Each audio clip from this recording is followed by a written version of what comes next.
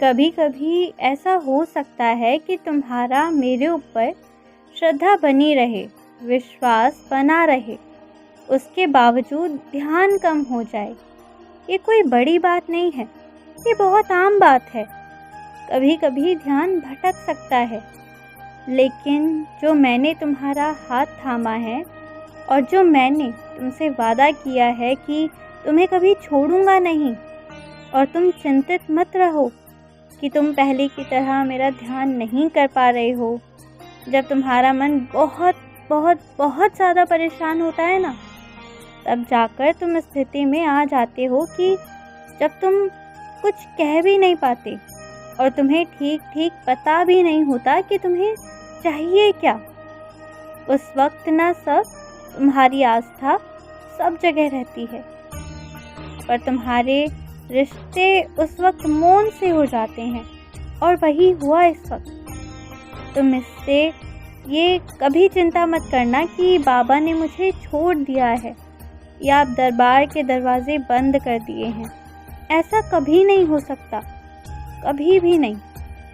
तुम जो घर पर भगवान जी को रखे हो ना, अभी तुम उनकी सेवा करो। अभी और नए तरीके से पूजा पाठ करना, कुछ और मत करना।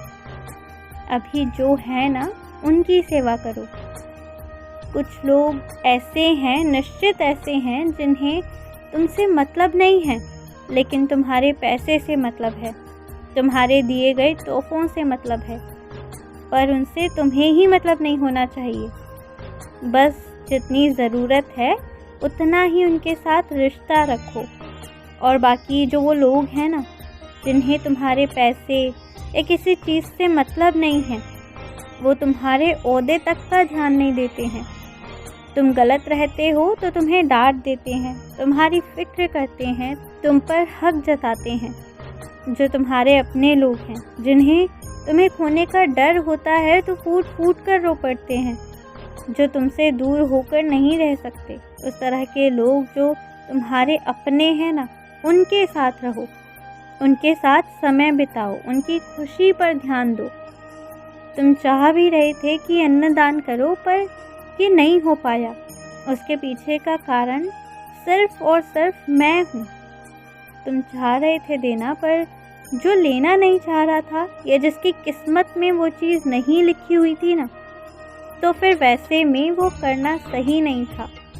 बहुत से कारण होते हैं, तुम इनकी चिंता मत करो।